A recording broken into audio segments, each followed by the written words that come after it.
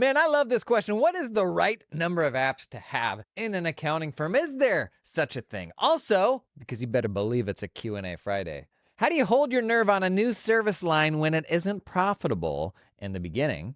What do you do with old clients if you niche down? What do you do with the ones that aren't a great fit for you, that you got to take out back? You can't just old yeller those people, right?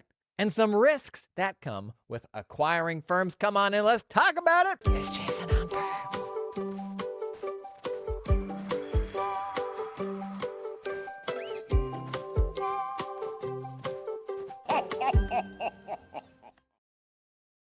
This is a great question. It hits on so many things, both directly and indirectly.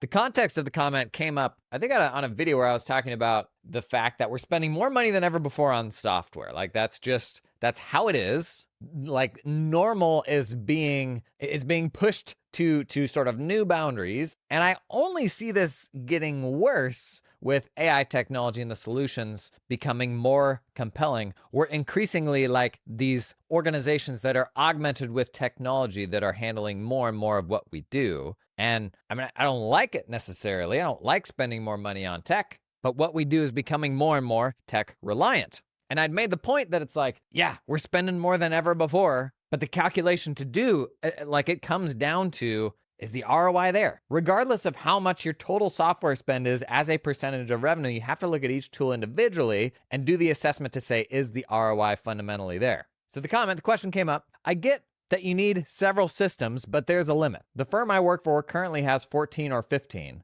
It's too large and too unwieldy. I'm curious what your reaction is to the number 14 or 15. To me, if you're only running 14 or 15 apps these days, you're doing pretty good. That's actually not too many. A couple things wrapped up in this. The cost one, which I'm going to circle back to. But first, the grappling with manual processes. We're actually going to do an episode next week about the struggle with portals and how there's so many different portals. Do I use my PM portal? Do I use my workflow tool portal? I don't want to have to manually move stuff back and forth. Early days cloud, like, the promise of cloud was, oh, we can now have all of our systems in the cloud, and they can all nicely talk to each other and shake hands and exchange data from system A to system B. And gang, that just never happened. Native integrations very quickly became big business. And there's reasons why some companies integrate with others and other companies don't. Not all companies are friendly.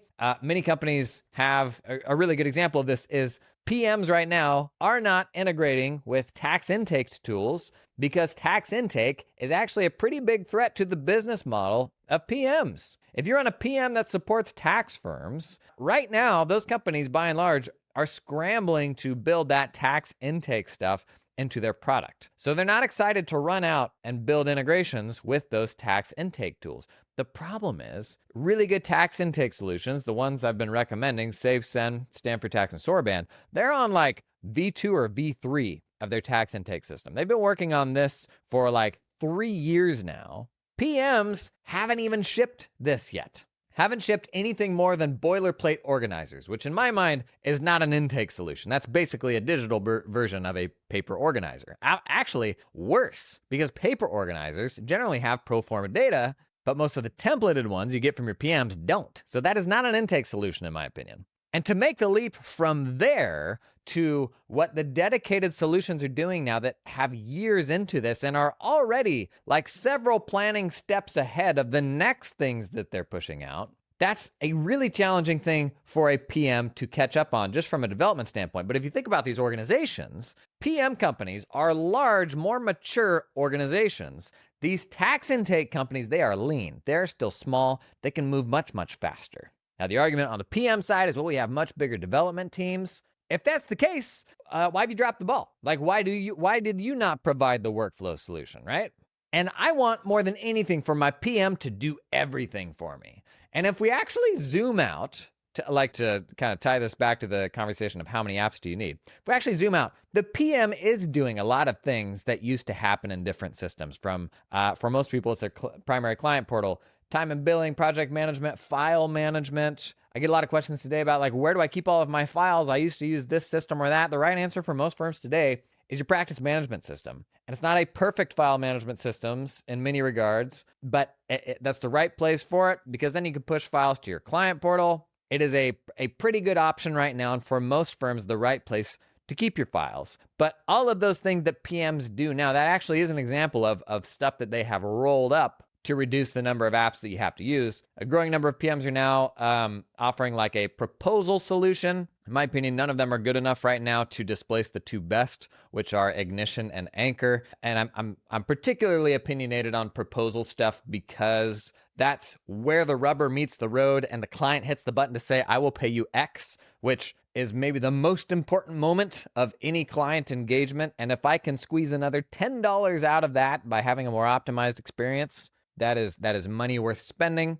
PM systems, their proposal aspect of PM systems, they'll continue to get better. All these things will get better. But if you look at stuff like tax intake workflows, it's hard to imagine a PM catching up to dedicated tools. It's hard to imagine a PM offering a month-end close solution as compelling as a Keeper, right? There are some that kind of sit between that month-end close automation and a traditional PM. I'd say Client Hub and to a degree Financial Sense are probably there. But all in one, while it's what we all want, we know is kind of a fallacy, right? And because of that, anytime you're looking at a new app, the integration discussion needs to be part of it, but I actually think carries too much weight, both in the positive and the negative when making a buying decision. Because oftentimes you look at 3 different tools, and the one tool that has a page that says, we integrate with your practice management system, people will go straight into that tool and say, okay, let's go with this one because it integrates with our PM, without regard to, well, one of the 3 may be way better than the others. And that's ultimately what we ought to be following. Now, in that situation, if it truly is more work to integrate it with your PM, you got to factor that time loss into that ROI calculation of whether it's worth picking up that app. But keep in mind, manually integrating something is a very low skill task. And this is another argument for why accounting firms should not be a collection of the kind of biggest, most skilled people you can find. For 2 different small accounting firms, you will find one that's like 50% admin, non-accountant, and another that's just like 50 CPAs. It's worth bearing in mind that that manual integration requirement, that is a repeatable human process that I wish didn't exist, but it can be done by a low-skill person. And so when you calculate that in with the upside of what that next app will give you, generally like a workflow app or month-end close automation, that's eliminating time of your unicorns, your highest skill level people. And that's the most scarce time that you have, the time that we're trying to save.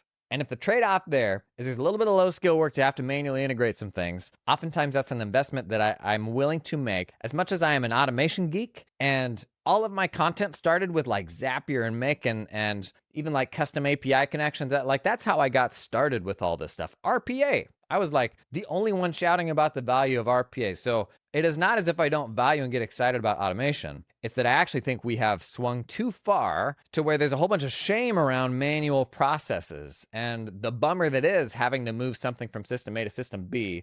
Many times we will make the wrong tech decision because there isn't, quote, a native integration there. And we all know not all integrations are made the same, right? Like how many times have you picked something up and you're like, wait a minute, there's an integration here? And it's like an integration that you don't even end up using. Like your practice management system invoicing with your QuickBooks invoicing for your accounting firm, right? Or maybe an integration with your firm accounting file to sync the contacts back and forth. I mean, you've seen so many versions of this that are totally broken and not usable. The integration of your tax software with the practice management system from your tax vendor, where it's like, oh no, it'll totally push those updated contact details into that client's 1040 and all the K1s are associated with it. It's like, oh my gosh, like I've never actually seen that work reliably in practice. So we all know not all integrations are made the same. But a lack of integrations is simply something to take into account when you're doing that ROI calculation. And I hit on this at the top, but ultimately, there is not a broad brushstroke. Here's how many apps you should have. If we look at the workflows of our firm specifically, it is if we add this app, what is the net delta of adding this app? What are the upsides and downsides? And we have to factor in having to manually integrate things like some overhead and friction that comes with adding yet another app. We got to factor all that stuff in. But if the ROI is going to pencil out and we are trading machine hours for human hours, then I look at that decision in a vacuum and say, this is how juicy the ROI has to be for us to move forward with that solution. Now, you know that I'm big on like a lot of tech, and I get really excited about new stuff, and I'm always talking about adding tech. The inverse of that also has to be true. I also have to be very aggressive about removing tech. So the firm that is most leaning into new tech is also more aggressive than the traditional firm about eliminating tech that you no longer need. So where is your inventory list of all of the tech that you're paying for? And like the kind of ground zero source of truth here is like, what are you getting hit for on your ledger? Like, what are you paying for? You need to have that inventory somewhere and really like revisit it on a regular basis to say, here was the ROI of this thing when we first started using it, but we don't need that anymore. You know, maybe the whole team's running Calendly or something like that, but the built-in, I don't know, Microsoft version of that has gotten better, and you thought everybody was going to be using Calendly, but there's only 1 or 2 people using it. You know, at the very least, scale back the number of licenses for the people that aren't making use of it, or at least have a conversation with them to be like, wouldn't it be useful X, Y, or Z? Like that was what we originally talked about. But maybe there's another version of that that's cheaper or more accessible or something like that. Or you did that ROI calculation based on all 20 people using it, but now that only 2 people are using it, maybe it's not worthwhile. Maybe Calendly is a bad example because I think a good scheduling solution is almost non-negotiable these days. But if you're going to be aggressive about adding cool stuff, we also got to be aggressive about eliminating things. Can't have one without the other. Otherwise, to the point of this question, it just keeps getting bigger and bigger and more unwieldy, right? Now, I do think there's a degree of that where I don't think we will ever be using less apps than we are now. Like, I think that's just kind of where things are headed, unfortunately. If there's an exception to that, a counter argument, maybe it is that AI actually serves as the aggregator, particularly if AI agents become compelling and able to work across kind of multiple apps. If that truly comes to be, you can throw out the playbook for absolutely everything, because then we are paying for apps, but not actually using them. It's actually our AI agents that are using them. And that kind of breaks the whole current paradigm of like per user pricing. And I mean, you can kind of throw out everything that we think about tech if AI agents truly do become really useful. Like they're going to be doing 90% of the inputs in our software that we used to do, and then we're going to be reviewing the output. And that's like just such a big mental leap that if that does come to pass, who the heck knows what that's going to look like? That's kind of going to be a figure it out a day at a time sort of thing. It's a great question. How many apps should I use? I don't know that you can look at another firm and say, well, they're using 20. Does that mean we should use 20? Honestly, I think it's very firm specific. It's even people specific. It's client specific. And I have to make that ROI decision 1 app at a time. This episode is sponsored in part by LiveFlow. I had the opportunity recently to give a talk at a LiveFlow leadership sort of retreat where they actually pulled together 30 like thought leadery accountants sort of folks into a single space for a couple of days. And I watched in amazement as they ran these sessions, getting feedback from folks of everything that they wanted changed about the product from big things to little tiny things, to then on the second day, I turned up early for my session and they were wrapping up a thing previously where they were outlining literally all of the changes that they had made in the product overnight according to the things that the accountants had told them the day before. And this, gang, is the value of vendors that are actually plugged into our ecosystem and showing up at conferences.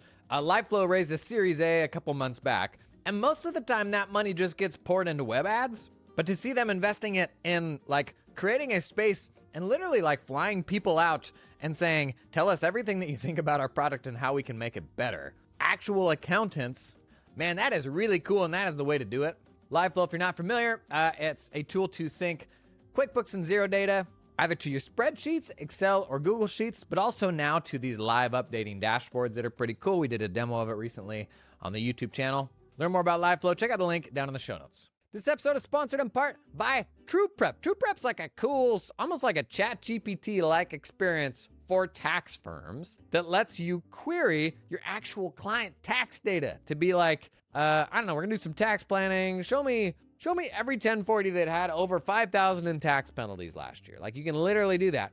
Returns the whole list. It'll even let you drill into the detail. Does some other cool stuff now too, like basic tax research. Like they've built IRS publication, some background information into the platform. Client asks a quick question. You want it to draft a little memo, like draft response to the client. It's a great starting point. Also, they've even got like a very basic kind of built-in year-over-year projection tool now. So let's say your W-2 is going to double, but your withholdings won't. Like, what will that look like year over year? TruePrep's even getting into stuff like that. It's the closest thing to like an open-ended chat resource for your tax firm. Very cool, worth checking out. Learn more about TruePrep at the link down in the show notes.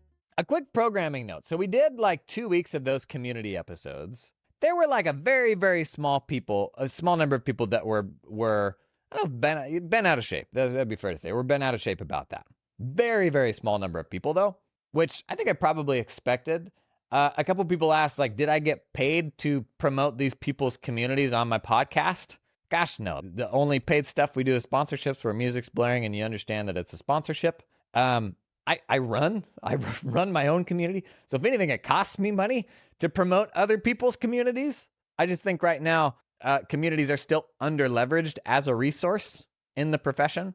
And I think it is, the only reason I'm acknowledging this is because I can see myself in some of those questions. And I can see a decade prior, I would have said, I can just get all that stuff on Twitter. I can get all that stuff on LinkedIn. Why do I need a paid space for that? As I've gotten old and made a lot of mistakes and wasted a lot of time on the wrong things, I think I now place a greater premium than I ever did before on shortcuts, on finding the person that can fast track that learning process. We were just talking about tech stack, like the practice management system is kind of the biggest, scariest tech decision in your firm. And if you can ask a whole bunch of people who have made the transition you're considering and like get out ahead of a potential bad decision, that's something that can genuinely save you years. And in my case, it would have saved me hundreds of thousands of dollars of like going down the wrong PM path and wasting 3 years had I had a network that I could trust and kind of pick their brain to get good information from. So I think I place a greater value than I ever have before on being able to get into rooms that will shortcut me. And those are checks, honestly, that I'm really happy to cut. Like if I can cut a check to be in a room, to be able to pick the brains of folks either ahead of me on the journey or have something about their journey that can aid me, I am very happy to pay for that. And a lot of accountants are not, either because maybe you haven't felt the pain acutely enough yet of getting that wrong, or I think we can be wired a little differently from a growth standpoint where put a tremendous value in the development of myself. Like the greatest asset I have is me and my capabilities. And that was actually what first led me to doing videos. It's like videos, it was already huge, but you could kind of only see it always being just this massive thing. All the social media platforms were moving toward video. Being able to connect with people over video is arguably the greatest hack a knowledge worker could have. It actually, for me, started with running a couple of webinars during COVID for our clients, which was never a thing that we had ever imagined doing before, but we kind of had to because we had to disseminate all this information faster than ever before. Those webinars went really, really well, and I was like, holy smokes, there were 200 people on that webinar, and that just saved us having to have 200 phone calls. That's a very high leverage skill. And that's what led me into doing more video and building that skill for myself. So I'm always looking for what are ways that I can improve myself that will always aid me no matter what I do. And that is things like writing, video, being a better manager, looking for, the higher leverage opportunities and developing the willingness to say no to something or build an asset for someone else that could otherwise be an asset for me. I think that's the main difference in how I do my content compared to other people in the space that you see do content is I don't do anything for anybody else. In fact, my name and likeness is not allowed to be used on any other brand's channels because it's the only asset that I have is me, is my face. And so I can make for example, a sponsored video for somebody and they can embed it on their website. But what you're watching on their website is my video. It's literally my YouTube video. Like pre-roll ads can play on it. If you click through it, it goes to my YouTube channel. So I honestly look for opportunities to invest in what's something that is going to aid me as long as I am not only working, but being human. And I've developed I'm perfectly happy to pay to be in those spaces, but not everybody is. A question from Musicians Tax Advisor UK. I'm working through this within my own firm and have culled a large headcount to kind of low fee group. So the low fee folks that you got a whole bunch of them, they've already culled that group. They said, but I'd love if you could address how to make that transition profitable as quickly as possible. Our teething pains in making transitions from mostly tax to way more CAS and advisory is that we're setting up the SOPs, apps, and workflows as we go, which means at the moment the margins are significantly lower and it's hard to hold my nerve. So yeah, you conceptually know that this is the right thing to do, and so you make the pivot to it, but it doesn't pencil out immediately. That's completely normal. Oftentimes, maybe tax pros are particularly prone to this, I don't know. But we think because we understand T accounts that we know how to run a profitable bookkeeping practice. Like it's almost, we kind of look down on it. Because at the end of the day, is it hard to do bookkeeping work? I would argue it's not hard to get to a correct balance sheet and profit and loss if you know what you're doing. But to do it in the software in a way that is like sustainable and profitable long-term, that's actually a skill that you don't just roll out of bed with. And if you extend that to running a team that does that, getting other people to do that to your level, your expectation of how good it needs to be, that's something that you have to learn and you got to figure out on the fly because it's a completely different tool set, a completely different type of person that you hire to do that work, and a different set of requirements from the clients and their expectations of getting that information monthly and what do they actually do with that information once they have it.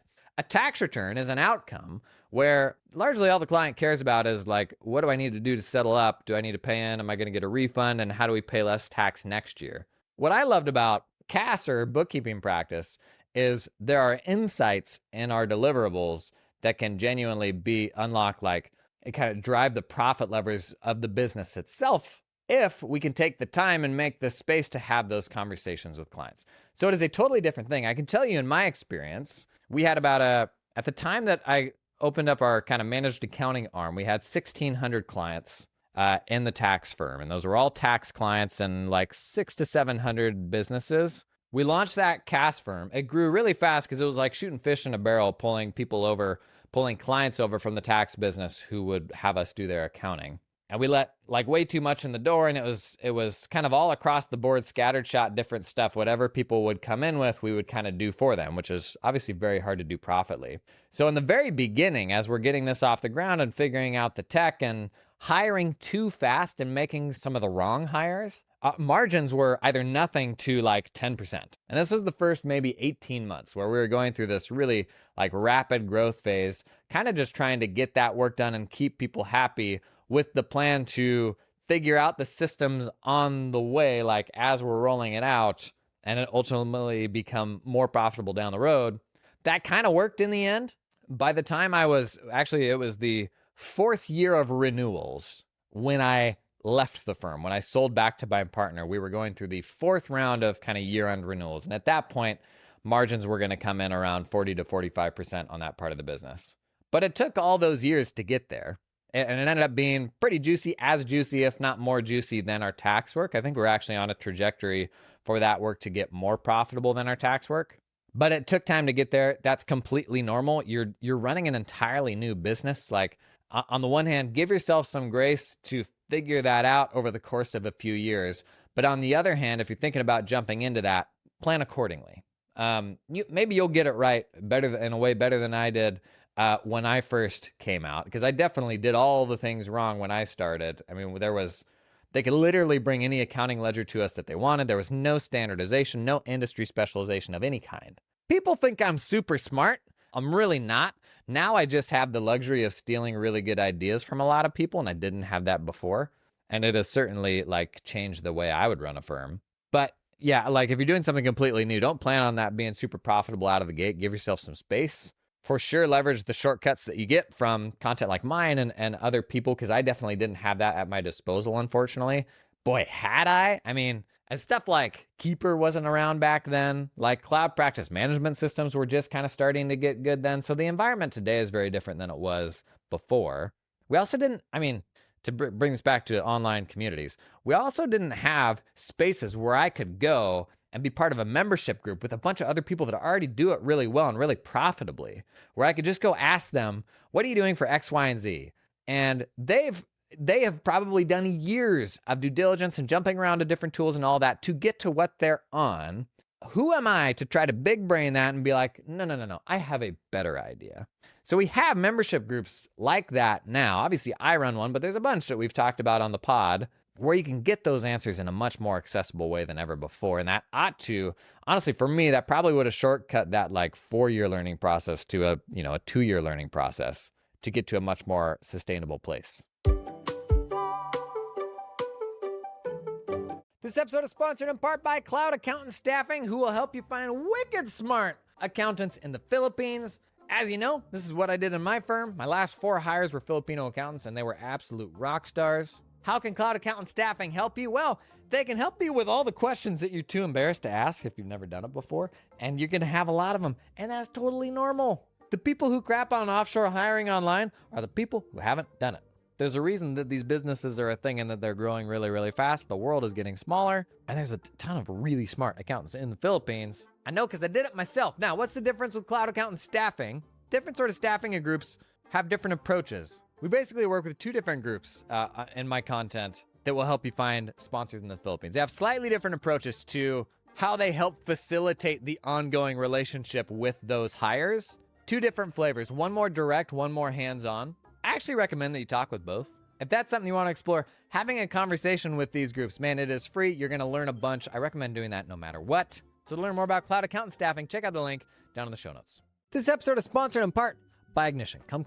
Here's the thing about client billing. You can't bill for the time you spend billing. You can't. It is pure waste. And we're bad at billing because it's icky. You let things slide, you don't get paid. You waste time chasing people for money. That's not what I did. I didn't want to waste time chasing them, and so I just eat it. Don't do that. This is where Ignition comes in, the leading revenue generation platform for accounts and professional services. When I was running my firm, Ignition wiped out our AR, it's true, and significantly reduced the time spent billing clients, saving our partners over 1,000 hours in the first year because they didn't have to bill all that stuff manually, man. With Ignition, we won more business with impressive online proposals. No more hustling PDFs and Word docs. We automatically pulled payment up front or at the end of a job when it was done. No more dialing for dollars. We transitioned our firm to more recurring revenue and better managed scope creep. No more leaving money on the table. Ignition is making thousands of firms more money and genuinely made us more profitable. Check out why over 7,000 of the smartest businesses run on Ignition at ignitionapp.com. I'll put a link in the show notes. Okay, we got an audio question here. Hey, Jason. So I get it, and I was unsure about niching down. How do I let go of my other clients after I assured my path in a niche? Or do I let them go? I don't know. That it's kind of confusing because I don't know if niching down means letting go of your other customers or just keep them until they want. What does that mean? Thank you. Yeah. Do you hang on to them or not? I think oftentimes, usually the right answer is to refine. It's not just to add more and more and more. That can be a trap. Honestly, there's a lot of thought leaders in our profession that say that as well. Why let anybody go? Why not help everyone? And it's like, well, the reality is the more you sort of go broader on the type of folks that you help, the harder it is to build an organization that's suited to help a very specific type of person. Something that came up at a talk I was giving recently was like, how do you remind people of how painful the problems you solve for them are? Like when they come in and they're in a big hot mess and you fix everything, but then you're 5 years down the road and they're like, oh, I'm still paying for this, and they don't remember the pains, One of the ways that we do that is by continuing to assert our dominance and prove to them that we are the best solution for them. And if they can't go out there and look at the market and clearly see that you are the best solution for that type of person, then why would they not leave? Because honestly, you may not be the best solution for that person. In this example here, in my mind, the way to prove on an ongoing basis that I am the expert for them is for people to be able to continue consuming that expertise. Maybe my firm has a podcast about beekeepers or taxidermists or whatever it is. Maybe they see me doing thought leadership at the conferences they're looking at. That sort of thing drives home that I'm still the best for you, but there isn't a version of that works from a general standpoint. And so if I have a different subset of clients before than my new niche clients now, the ways in which we invest in the firm to be even better for our best clients are oftentimes going to be at odds with that old crop of clients. And I've said this before, you can't let the fears and the You can't let trying to placate C and D clients get in the way of doing what's right for your A and B clients. Like those are the people you really want to build for. Now, if you truly get to the point of where you're going to cut these non-niche clients loose, it has to be because you see in the niche it is fundamentally more profitable, is bringing enough profit to the business. It's on sort of a trajectory where it will get you to where you don't need those other clients. It's not a YOLO, throw out the kitchen sink, we're committing and we're rolling the dice sort of thing. Like if a niche is truly good enough, it should be, from a business standpoint, plainly obvious. The reason that most people don't get there is they don't commit any sort of marketing efforts or intentionality to ask for referrals from clients that you already have within this domain, or go and do a couple podcasts. Or we heard from someone who like posted a comment on Reddit in like a gunsmith subreddit or something like that, and they ended up having like 6 consulting calls with it was like machinists and gunsmiths. Like if you have a willingness to put yourself out there a little bit with a little bit more intention, rather than just sitting back and seeing whatever the universe brings to you as if that's going to be the best thing for you, it won't be. With a bit of intention, going out and attracting those more specific types of people, if it is a niche worth going after, the business decision ought to become really clear, like from a profitability standpoint. And then it's not a scary thing to let those people go beyond, like, besides the human element of that it hurts. And these are people that have needs. I think what we have to come to grips with is being realistic about the fact that if you're no longer excited about that type of client, you're not going to do a good job of serving them. You just aren't. Like if they're at the end of the client list, and many of these clients were your AAA clients at one point, but if they're now at the end of the client list and they're not what you're excited about, then stop fooling yourself into thinking that you're the best person for them, because there's another firm out there for whom they would be their AAA clients. And you are standing in the way of those clients going to that other firm. Now, the easiest way to do this is to have a network of other firms who you can send that work to. When you know someone that's maybe a little earlier in the journey, and that is a great fit firm for them, that is the very best way to do this, is a friendly handoff to somebody that you trust, because those people genuinely will take better care of those clients if they are A clients for that person.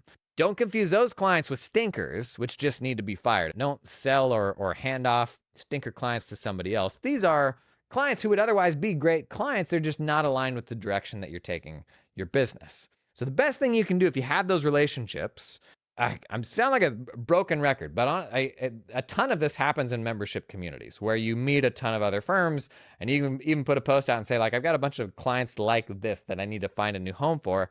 A few people comment and they're like, oh yeah, we serve this sort of thing. And you can talk with a few of them and get an idea of their service offerings to ensure that what you do for them will map to what this other firm does.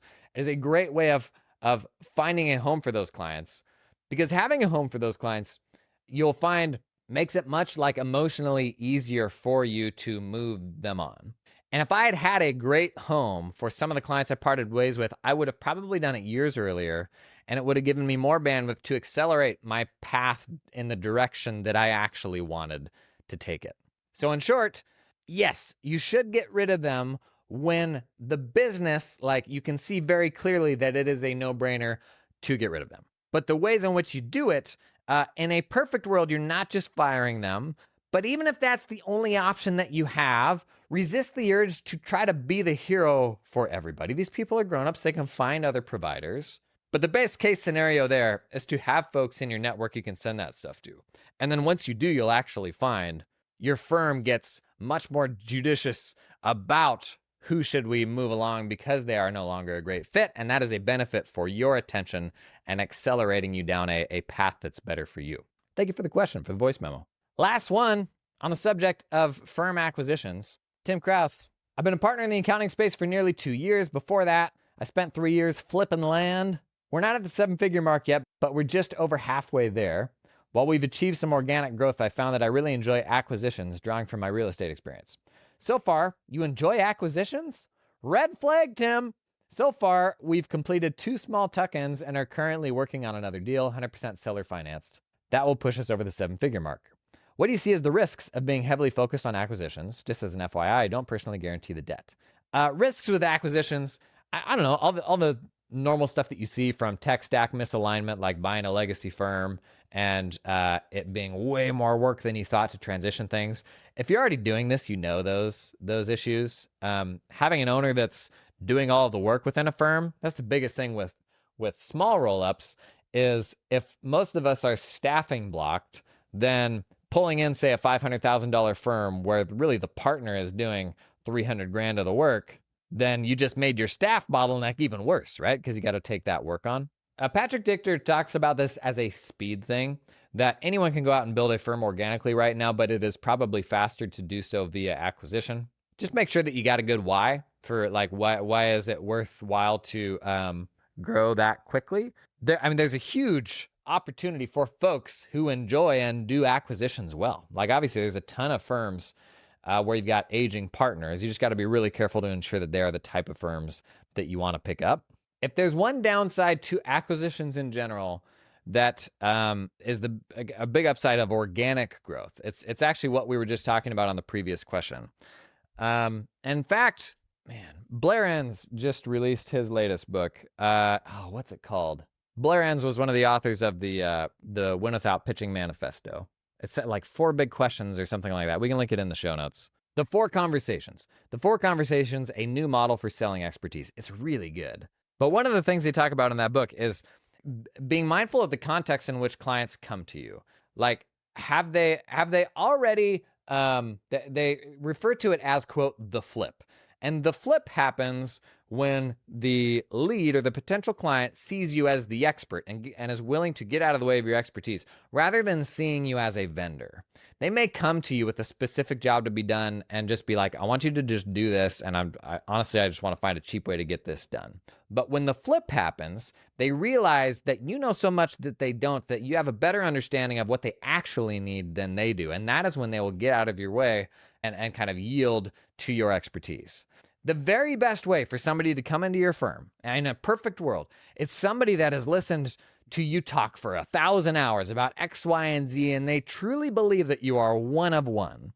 Now, most of us, we don't have the marketing muscle for that to be a reality, but there's a whole lot of versions of that shy of, being a one-of-one celebrity in a specific domain. But just know that the more of a relationship they have and the more trust they have in your expertise, and the more they see you as one of one, the more they're going to be willing and happy to pay for that expertise and be happy to be on the client list.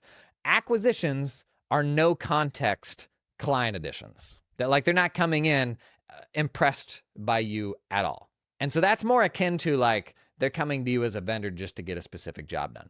Doesn't mean you can't run that type of firm profitably, but the perfect way to bring in the most profitable client imaginable, that is organically somebody that is already a firm believer that you are the experts in a domain. You look at a firm like, Brandon Hall, where they do a lot of content around real estate, and the people that come in are all coming from the really good content that they do and the resources that they give out, or a strong referral from someone who's already on the client list who can also point them to look at all this thought leadership that they do. That's somebody coming in already thinking that you're the best in the game at this specific thing. And with acquisitions, I think you lose that. Maybe there's a little bit of value there because the previous owner is saying oh no, this is a really good firm that you want to come work for. But I think people these days, they can see through that. It's like, no, you got bought out. I know the line that you're giving me right now. Like Iris just buying Dext. Software company buys another software company. They go, no, everything's going to be the same. In fact, it's going to be even better. You're going to love us. And everybody's like, no. The ownership group, they took their payday and that's it. And the team's going to get gutted. Maybe this will be the first time that wasn't the case. Sure, maybe. But let's just play the probability game. That's probably not the case. I'd say that's the biggest downside of acquisitions. There are a lot of upsides to acquisitions, though.